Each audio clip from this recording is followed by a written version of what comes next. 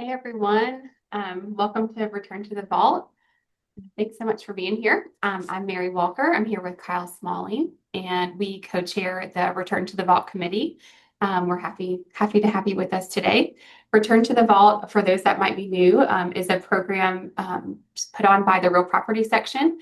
It provides practical, timely education and connection for our section members.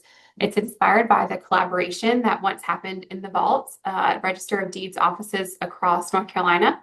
And Return to the Vault brings us together once a month on Zoom to share ideas, practical insight, and education. The programs are not offered for CLE credit, but are recorded and are available in your NCBA library if you want to check it out later.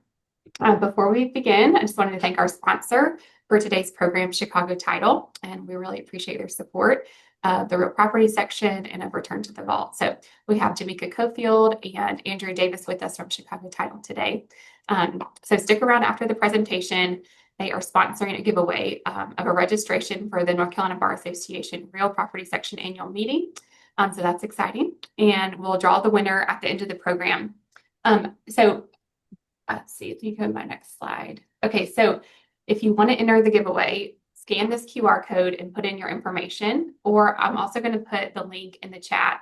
And then that just helps us know who's interested in potentially winning that registration. So go ahead and do that anytime throughout the program, and then we'll announce the winner at the end. So I'm excited to introduce Andrea Davis today. Not only is she a respected colleague, but is also a friend, and I'm excited to have her here today. Andrea is Vice President and State Counsel with Chicago Title in Greensboro. She brings a really unique perspective to her work because she has experience spanning from real estate, litigation, family law, creditors' rights. She just has a lot of knowledge, and she's deeply involved in leadership and mentoring. She served as the president of the Elon Law Alumni Association and the North Carolina Creditors Bar. She's involved in the Real Property section as an Odyssey task force liaison, and she helps plan CLEs and presents them to all of us. She also mentors students at Elon Law and coaches their moot court team. She's also incredibly generous with her time and her knowledge. She's always willing to hop on a call to talk through a title issue or help think through a problem. She's thoughtful and practical and incredibly knowledgeable. And I know you're going to get a lot out of her presentation on deed fraud today. So excited to hear what she has to share. So Andrea, I'll hand it over to you. Thank you. And thank you for that introduction. That was the sweetest introduction. I appreciate it. I love working with Mary, and Mary and I have been working together on the annual meeting CLE. So we certainly hope that you will come and take advantage of the CLEs that we are doing. I'm going to share my screen. Let's see.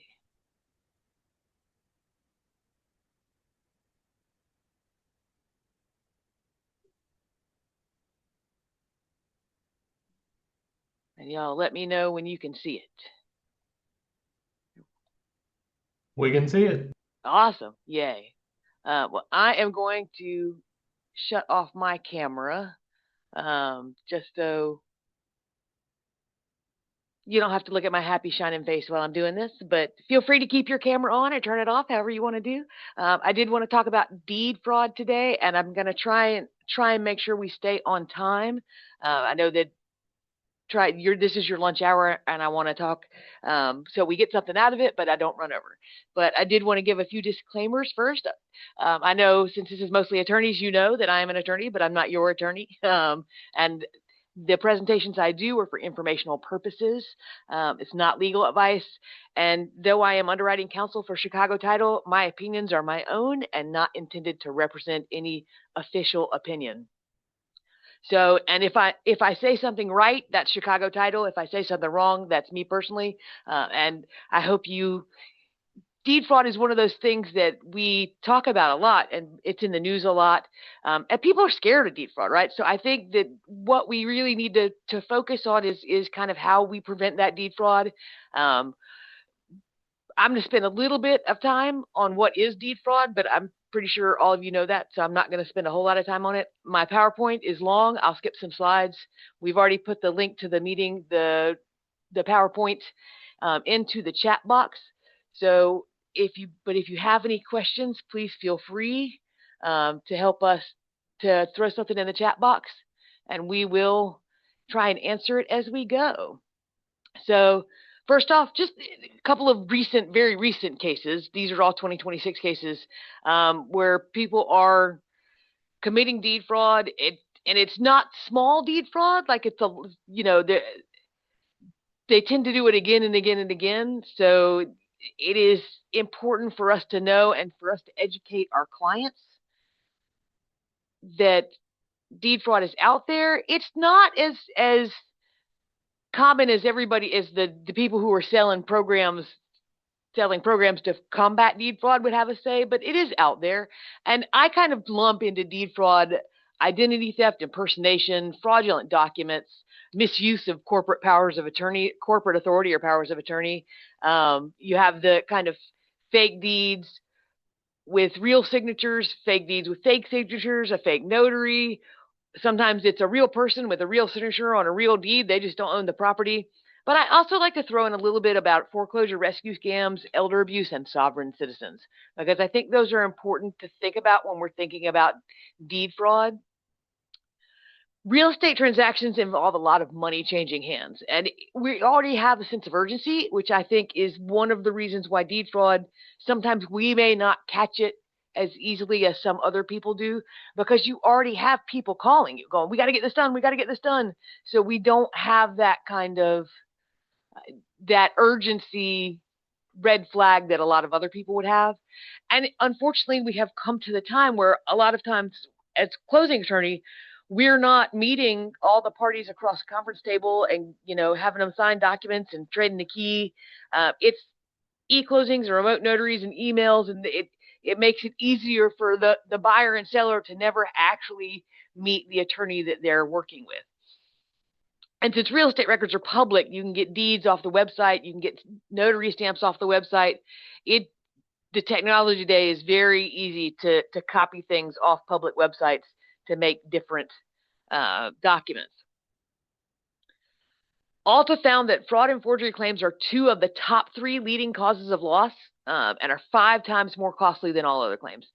For a title company, we love to help you prevent claims before they're made, but unfortunately, a lot of that, like the fraud and forgery, is sometimes it's hard to catch. But it's for claims on owner policies, the average cost of a fraud forgery claim is more than $100,000.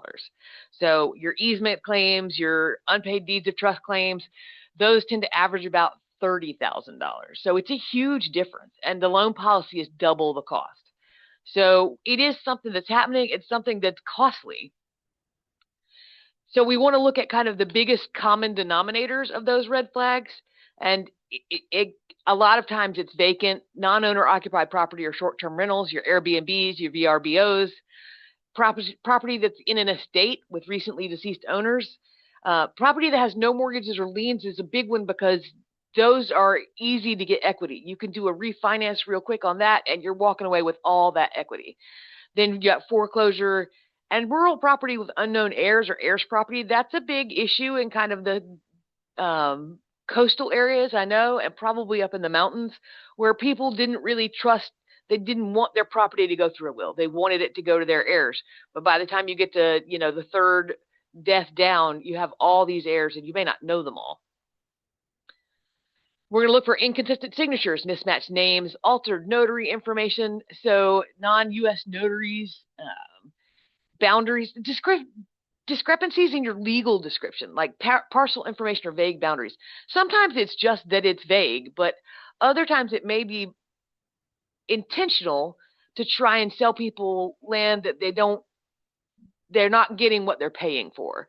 And I know some of you may like transfer on death deeds or ladybird deeds, but those can be confusing to the buyers and sellers. So if we're going to use a non-standard deed, we need to make sure that we're explaining what it all means to the buyers and sellers.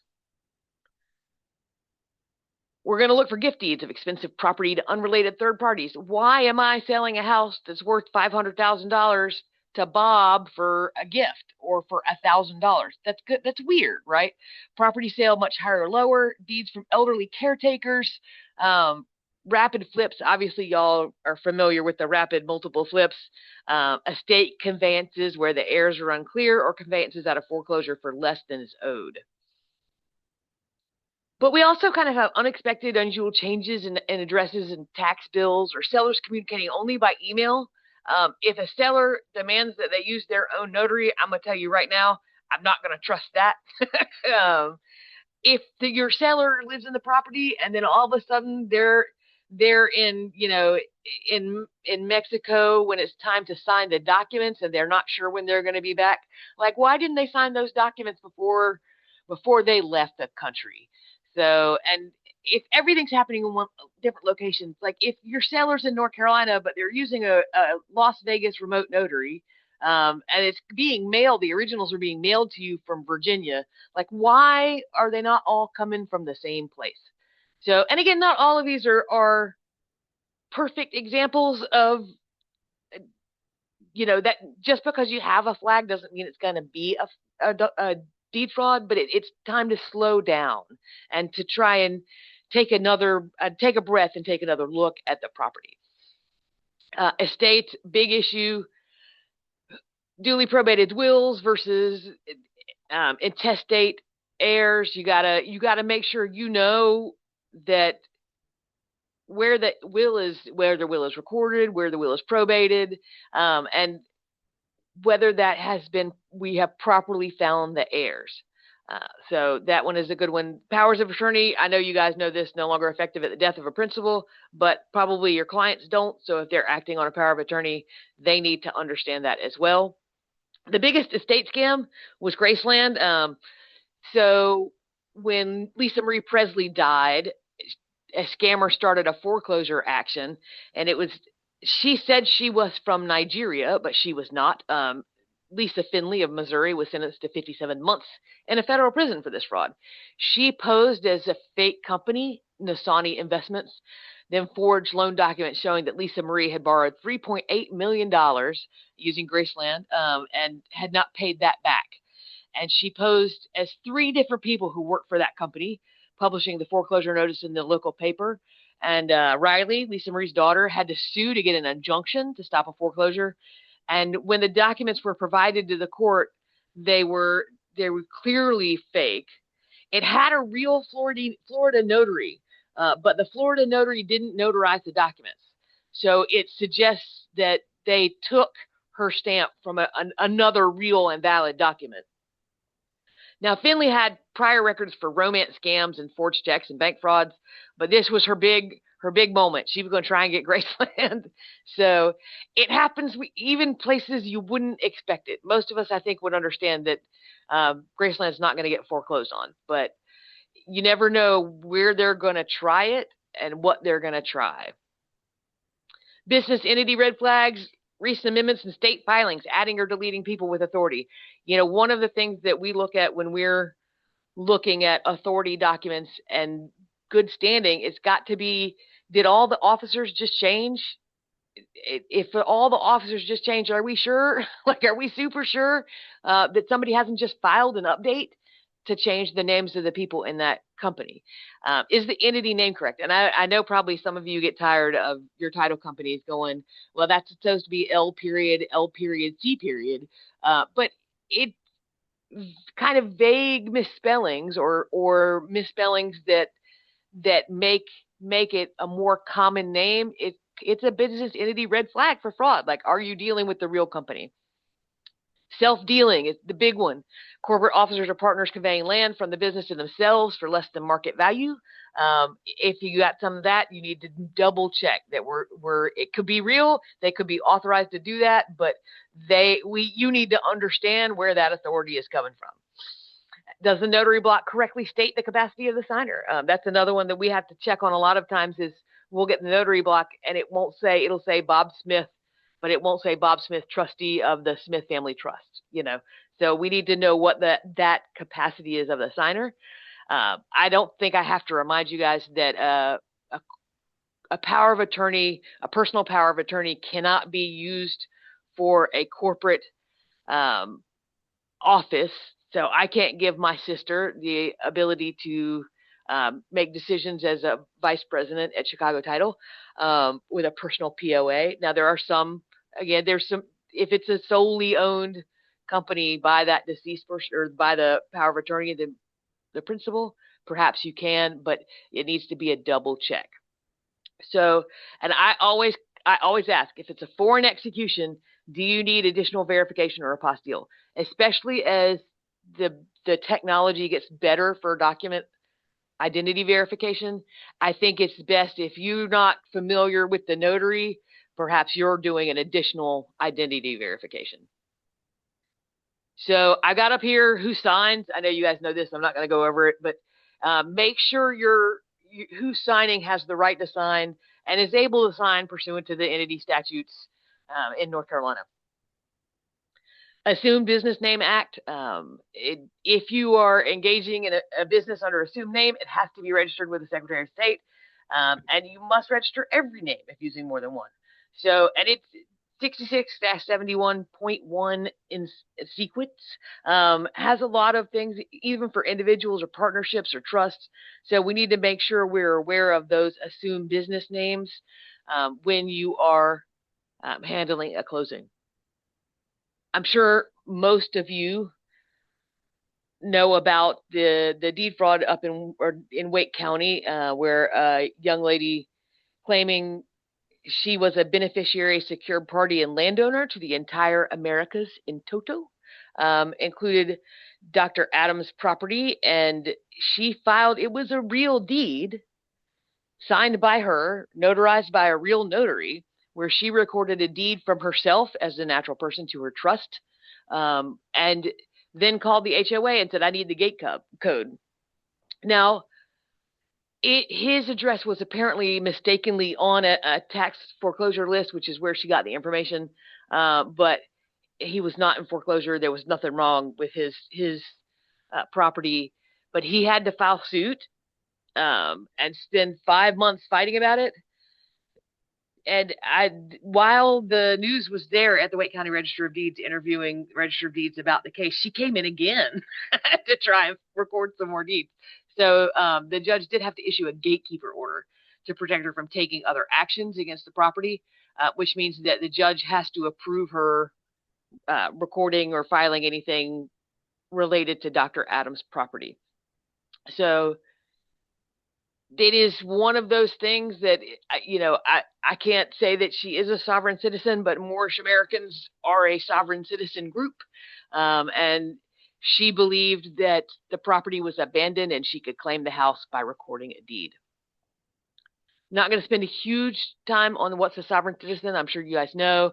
If you don't, they arose from any government groups. It goes back as far as 1887. But at that point, it was all kind of racist extremist groups using common law to form a posse to hunt down criminals. But as 1887 to today, they've expanded, they've changed their beliefs, they're splinter groups. The pandemic, of course, caused some new groups. Some groups are anti-Semitic, some groups are not. Some groups are racist, some groups are not. But they're all anti-government in some way, shape, or form. A lot of them, the groups go after poor people or people who are in financial distress, and bring them into the group by promising they can be free of that false debt. And it is easier for people to get sucked into than we would think sometimes. So you might see something about them. The U.S. is a corporation. There's two identities, a natural person and a trust.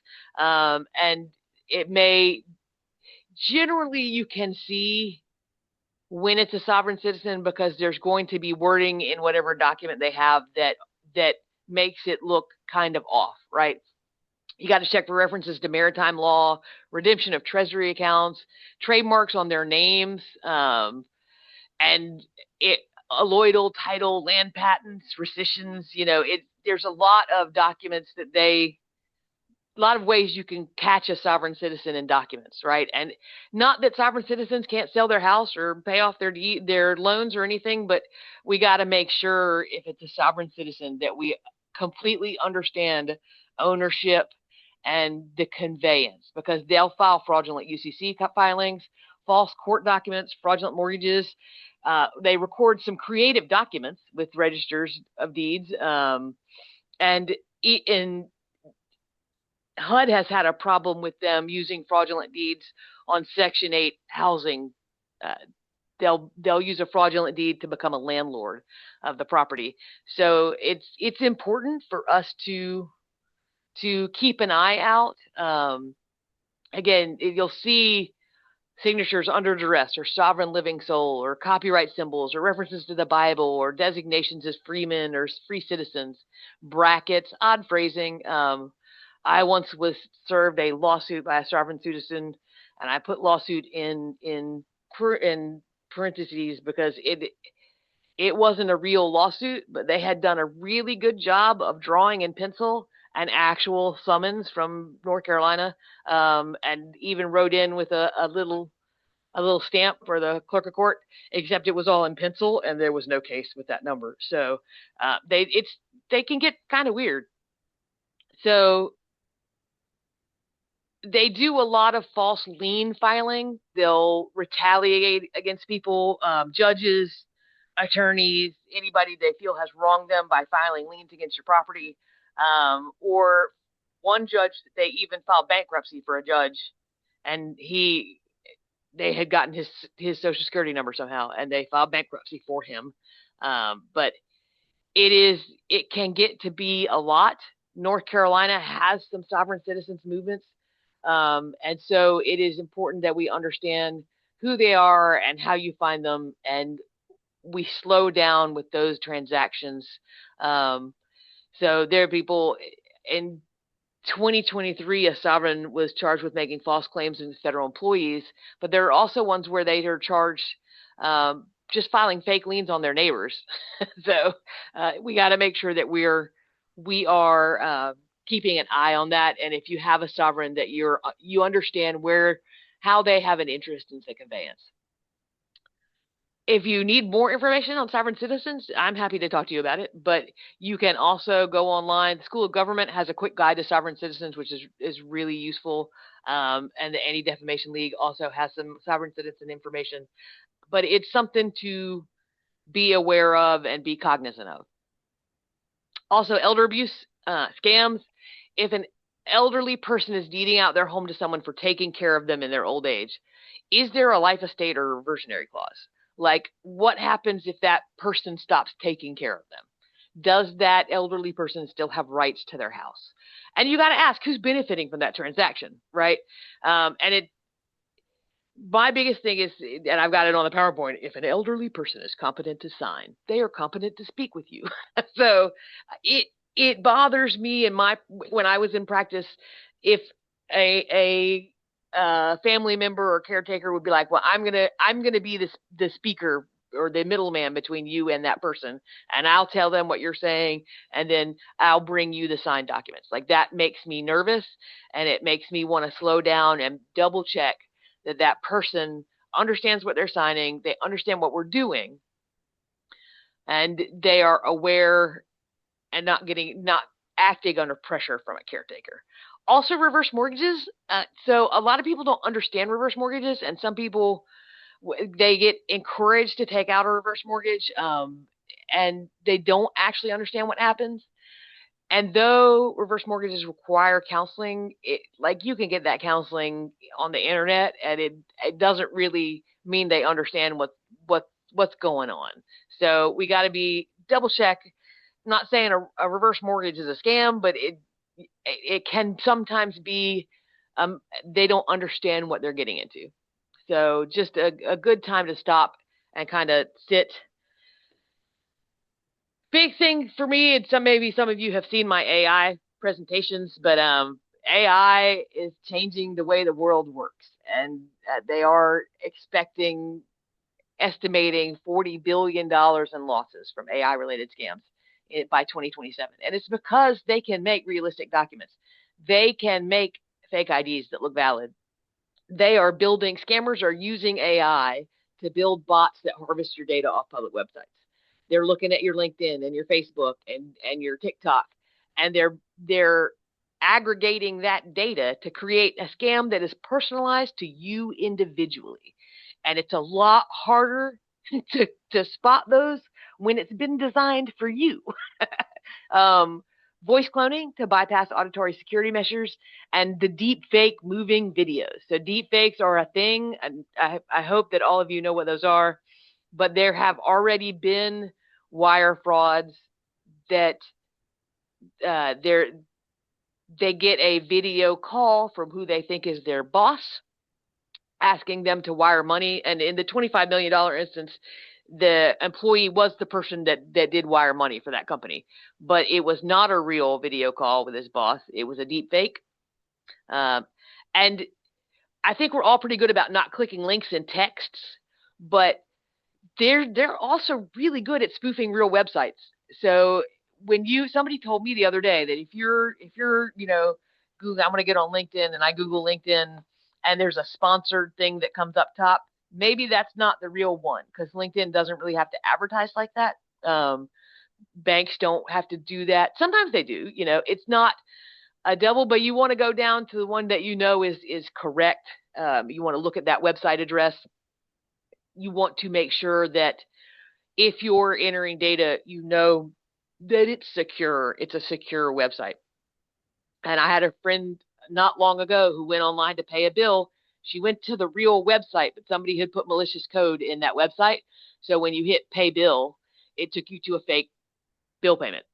So they're getting smart, and it's really complex, and it's really hard to fake it. And we need to not believe that it's like it was 2 years ago where the email's misspelled.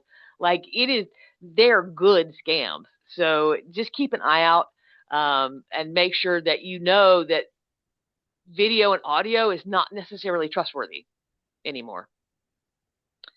So now that I've depressed everybody, where is it that we go from here? And there's some things going on, right? And so the first thing is the remote electronic notary arena. I think it's going to be a really good way to kind of cut down on some of the closing fraud that we get, the deed fraud that we get, because it promotes that reliable identification of remote signers. There's a lot more additional verifications than we have right now.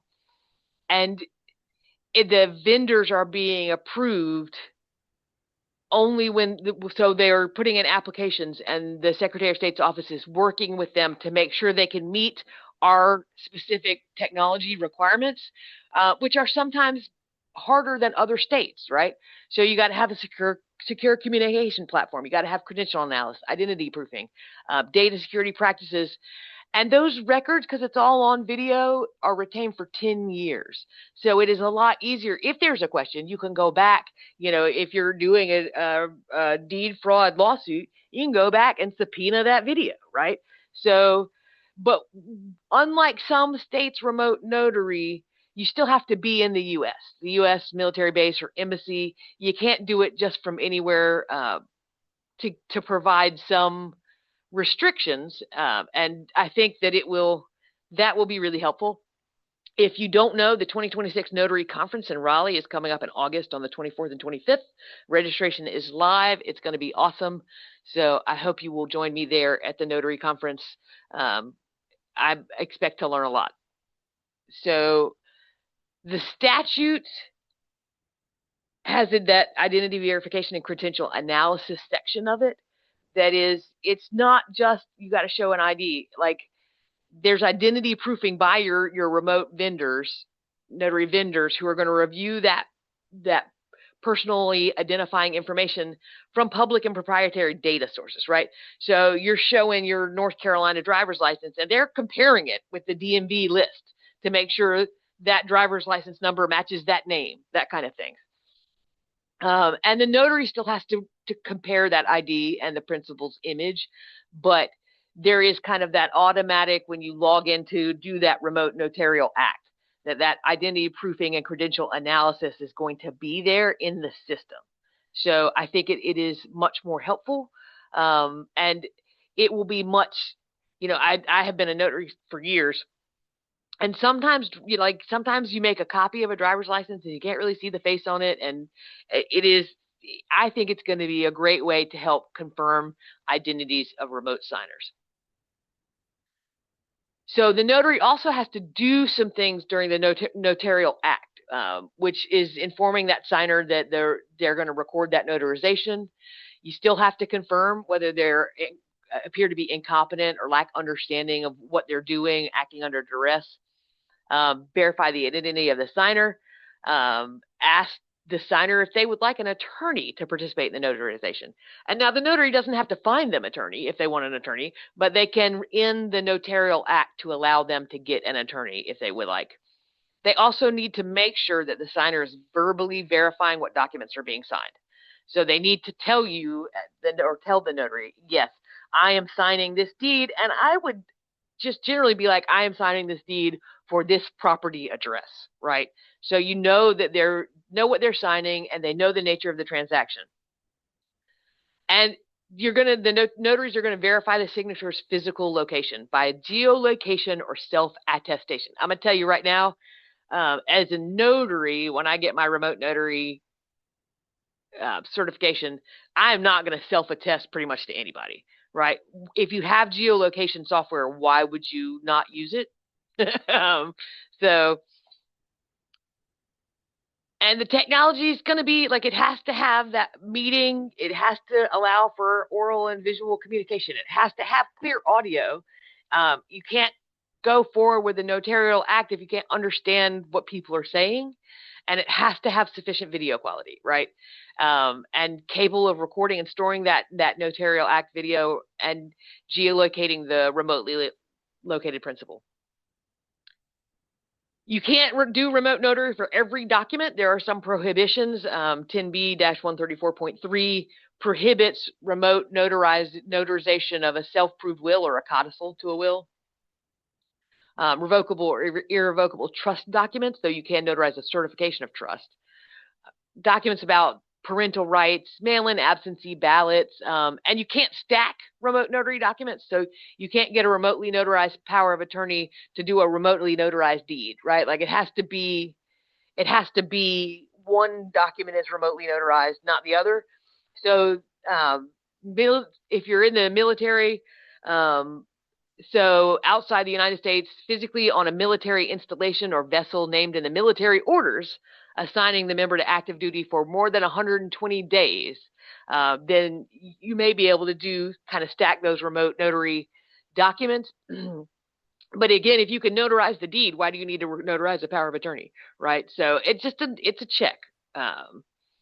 So there's also in the act, there's a new process to obtain notary seals, which I think is going to be awesome. So the vendor has to confirm that you're an active notary before they sell you a seal.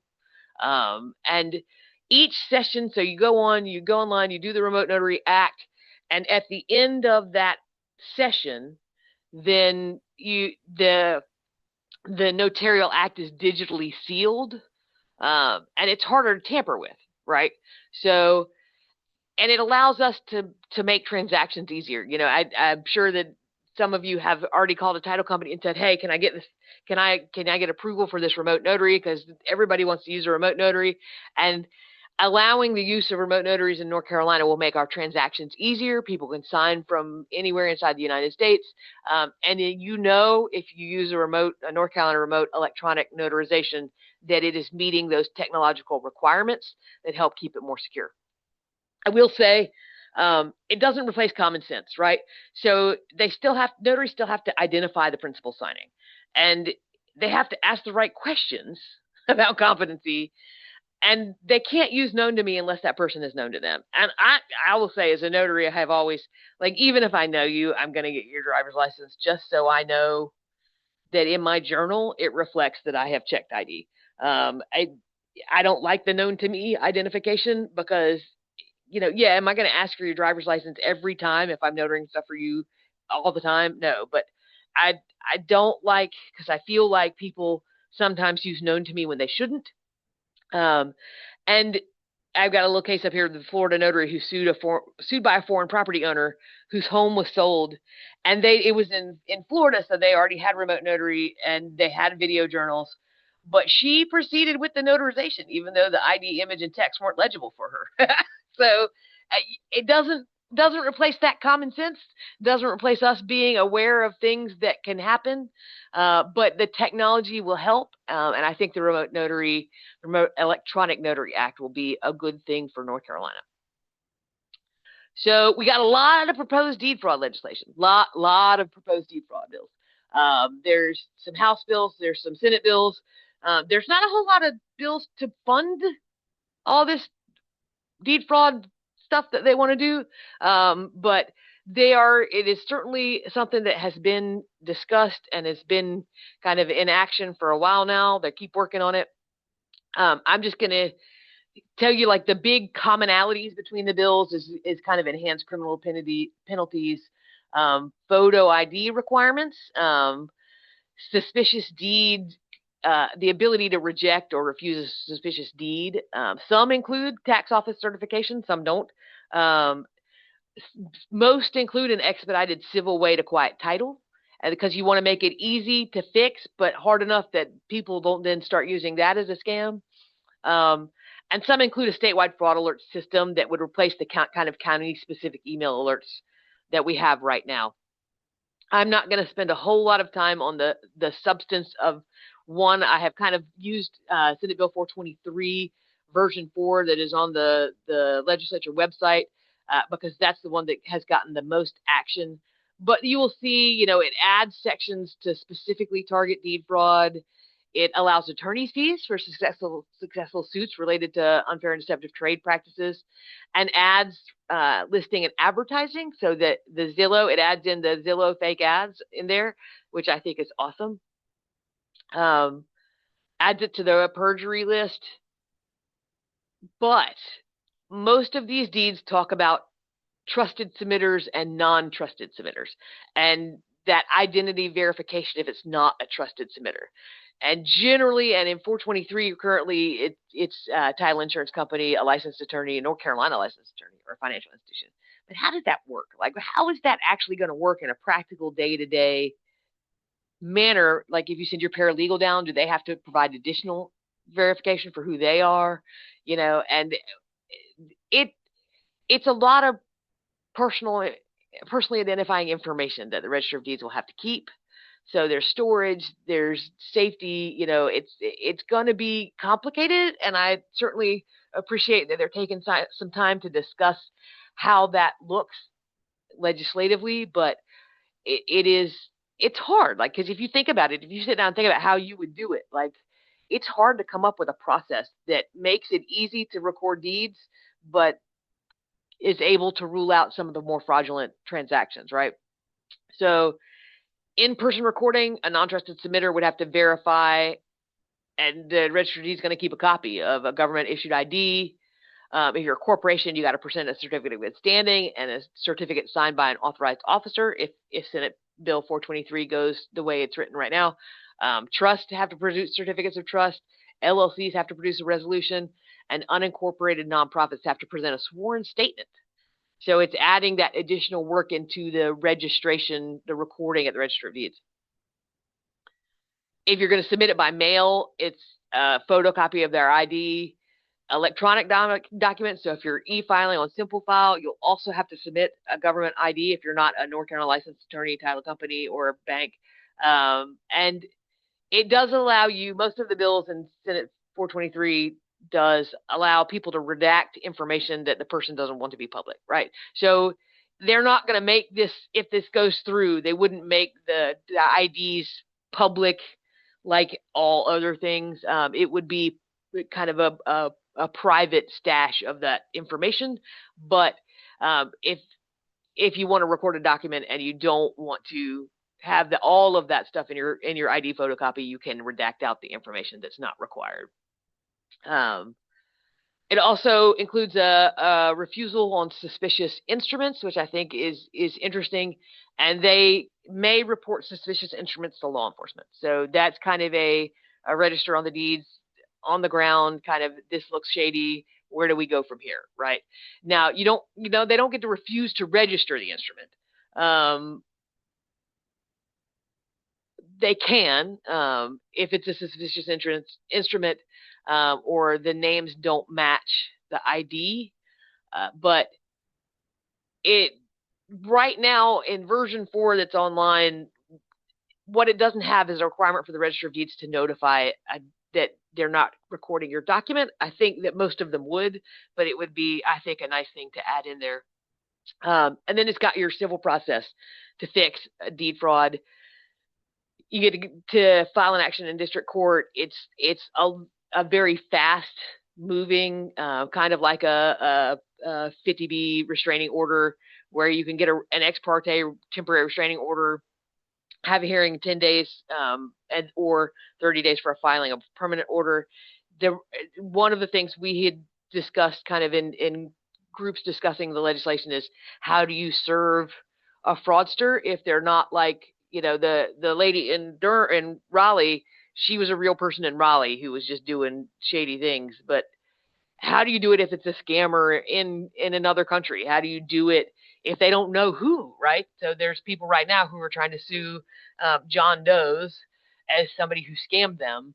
And how do you get Rule 4 service on that, right? So a lot of the bills, in 423 has included, it's still Rule 4 service, but you can use the address that they've used on their documents, their recorded documents, or with judge's approval, you can serve by posting. So I think that makes it easier. You're not going to sit 6 months while you try and get service on somebody. Court can enter an order. They can grant possession of the property, order ejectment, award attorney fees, stay any proceedings, enter gatekeeper orders against people who are doing it often, impose sanctions. And if the suit itself was frivolous, so if a scammer files suit against somebody to try and get their property, then the court can assess civil penalties. So then once the person gets that order, a certified copy of that permanent order, they can take that to the Register of Deeds. And the Register of Deeds will record and cross-index the order to the shady document, and conspicuously mark on the first page of the actual instrument something like, this claim asserted in this document is false and not provided for by the general laws of this state, to try and keep that kind of going so people know. And then the nice thing 423 does, and I certainly hope whatever bill moves forward does, it gives us an answer to those contracts for sale where the owner of the property hasn't signed it, right? We all know that it doesn't comply with kind of our provisions on conveyances and contracts to convey, but this gives us an official no presumption of priority, which allows people to not have that kind of cloud on title that people do at this point. So no presumption of priority, and does not constitute constructive notice. So there's also the Uniform Law Commission is drafting a Deed Fraud Act, and that's, you can go online and look at it. So it has a lot of the same things. Instead of trusted submitter, it's a known filer. I think that one works a little better because you can apply to the Secretary of State for an ID number, and attorneys, brokers, realtors, financial institutions could get that trusted ID number, and then you could use that when you're filing. Unknown filers would have to do the identification verification. So it also has a lot of other things in it, a title freeze process. And then there's some Notarial Act kind of supplementation that it offers up, where, for instance, the Secretary of State has a maintained online notarial log, where the notary logs in. Either somebody could look it up and say, yes, that notary did that deed, or a state law log that notaries enter into to get a verification key. And then you can add that verification key to the notarial certificate. But that's a lot. I mean, there's a lot of issues and a lot of problems with that. I don't know how that would work practically, but I do kind of like that idea of an extra step. I think, again, the Remote Electronic Notary Act gives us a lot of that. Allows Register of Deeds to flag documents that they have reason to suspect, and it would make the notification system that counties are doing right now, it would be like a statewide. And one of the other things that the Uniform Law Commission brings up in their draft is a similar notification for a notary whose name or stamp is used on a recorded document. So I would get an email saying a deed has been filed with your notary on it. So how do we fight them? It's in a video call, so if you notice when you're in a Zoom call and you've got a background on, if you move your head, it doesn't always do it right. It masks it. So you can ask them to stand up and sit down or wiggle their head. Make them look to the side because deep fakes still have an issue sometimes with the side of somebody's head. You got to look for, it's like you got to need proof of life, right? You got to ask them to do something or say something that they would not expect. And so look for like syncing with the lip syncing with the wording and the mouth movements, unusual blinking patterns. AI sometimes doesn't blink enough, but people using AI know that. So then they ask it to blink more and it looks weird. And ask them to hold their hand in front of their face, right? Because a lot of times if you've got a synthetic face swap on something, if you ask them to move their hand in front of their face, the mask eats that hand too. So sometimes it can reveal if there's a mask. Another thing, tongues. AI has a really hard time with tongues. So ask them to stick out their tongue. It maybe makes you feel silly, but it's worth it to try and get rid of a deep fake. Your office can use closing technology. There's a lot of close simple, proof, closing lock, IDverse, certified ID. Then you can have kind of access to that know your customer personal identification or biometric identity. So, and then there is an enhanced policy it's been around for a while, but it offers some post-closing coverage on quite a few risks, not just fraud or forgery, but there are some requirements, so I've got them in there. And then there's the new Alta forgery endorsements. The 49 is really for people that can't get an enhanced homeowners policy. The 49.1 is for you already have a policy, but you want some post-policy coverage, so you can get an endorsement onto your policy. So those both do cost more. It's not your standard cost, but it's useful. You should check out Alta's identity verification guidance. Join Alta if you're not already a member, because they have some really useful stuff, and their best practices framework and vendor selection guidelines and AI guidelines can be really useful. So then you got to make sure you have a policy, you're training on that policy, and talking about things like who can reject a document, who can reject a notary. Do you have a wire fraud process? Like, what happens if you think that you've wired out money and it's a scam? And are you using security emails, right? So check your notaries and then educate your clients. That's the big thing. You got to educate your clients on preventing identity theft as part of your package. Don't just slap it on another. We have engagement letters have gotten so long and we just slap one thing after another on it. But like when you're talking to them, talk to them about identity theft, right? Talk about using multi-factor authentication. Talk about getting a password vault.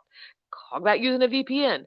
And tell them about wire fraud and what they should be on the lookout. We all have that disclaimer in our email, but actually say, hey, look, it's a big problem. I won't change my wire instructions. If I do, I will make you come into the office in person.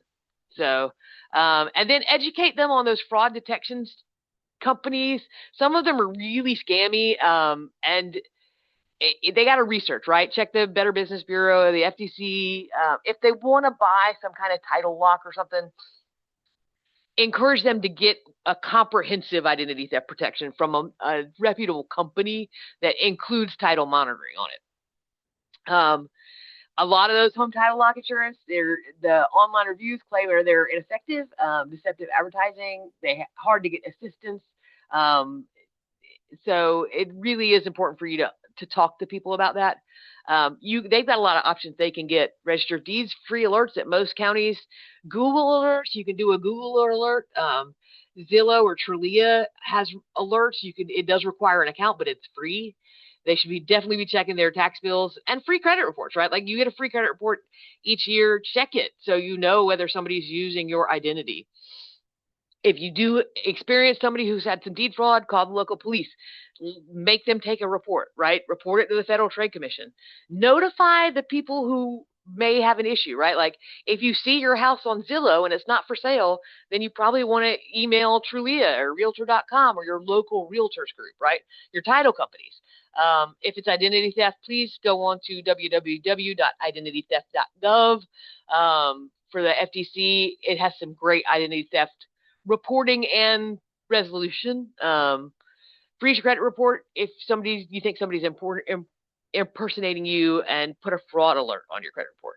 Also, when people are like, I think I've been scammed and I don't know what to do, you can always, I don't know that there's going to be a lot of lawyers that do that on the referral service that talk about deed fraud, but at least it's a way to get a low cost consultation from another attorney. That's what I have today. If anybody's got any questions, I'm happy to take those. I'm happy to talk later if you would rather do that, but I think it's important to do kind of the what we can to help prevent deed fraud.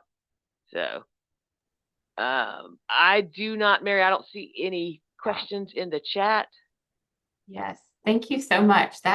It's a lot of information. It's a lot of information fast. It's a little scary, but it's good to be informed. And I think those are really practical things that we can do to help prevent it as much as we can. So I really appreciate the time that you spent to prepare that and share it with us. So thank you. The link is in the chat for the program materials, but I am also happy to email it to people if they want it. But there is a link in the chat to the materials. Yes, and also the Bar Association will send out an email probably in the next couple of days or next week that will have a link to the recording and also a link to the PowerPoint presentation. So that will come to your email. But yes, if you have questions, feel free to reach out to Andrea. And I am going to introduce Jamaica Cofield. She is with Chicago Title, Vice President and Agency Support Services Manager. And so she's going to share with us a little bit more about Chicago Title, what they do, and then she's going to give away a registration to the annual meeting, which is exciting. So go for it. Thanks, Mary. Again, I'm Jamaica Cofield. I'm with Chicago Title, and we're excited about being the sponsor for the call today. Great information by Andrea. She's always presents so well and gives us such helpful information. With Chicago Title, we feel that one of the keys to a successful real estate transaction is your title trusted advisor. And I may be a little biased, but Chicago Title is the best. We have experienced counsel, underwriters that can help with any of your title needs and navigate any of those difficult title issues that pop up that could prevent you from reaching the finish line for your closing. Whether it's residential, commercial, multi-state, even commercial escrow disbursements, we have you covered, and we have skilled people that can help with any of those type of transactions that may come up in your day-to-day life. We have a wonderful Chicago Title North Carolina website that provides a lot of resources that will, that can just guide you through your real estate closing. We have legal articles, we have all the ALTA forms that you may need, and any other things that's going on in our industry. So I encourage everyone to check out our website. And if in your next real estate transaction and you're thinking of the title company, Chicago Title is it. And please feel free to reach out to me or Andrea or any of our other trusted title people that work for us at Chicago Title. They'll be happy to help you with anything you need to get that closing done and get that transaction over the finish line. So now the thing that everyone has been waiting on, the part that people stayed on, I'm sure it wasn't to hear my 2 cents, is who gets to win the registration to the annual meeting in Asheville. And the winner today is Amanda Palmer. So congratulations. And I look forward to meeting you and seeing you in Asheville. And again, if anybody has any questions about anything that Andrea spoke of today or anything dealing with title, please feel free to reach out. And thanks again for allowing us to be your sponsor today. Thank you so much. Congratulations to Amanda. Yeah, we appreciate you sharing with us, Jamaica. I'm going to share my screen real quick and just show you. Can you see that, guys? Let's see. No. This is just the dates and registration link for the annual meeting. So it's May 15th through 16th. It's coming up in the next little bit over a month in Asheville, and you can go ahead and register. There's early registration, which is quite a bit. The fee for early registration is, I don't know what the difference is, but it's pretty big, cost difference. So if you're, thinking about go ahead and register now so you can get that early bird rate. But you can use that code there. And if you have any questions about the annual meeting or the section, or if you have suggestions for future Return to the Vault programs, please feel free to reach out to me. I'll put my email in the chat. And we are putting on the blog kind of intros, teaser trailers for people's CLE sessions at the annual meeting. So that will be super fun, and you should totally check it out. Yes, exciting. Okay, Kyle, do you have anything to add? I do not. Happy April, everybody. Okay. Happy April. Have a good day, everybody. Thanks for being here. Thank you.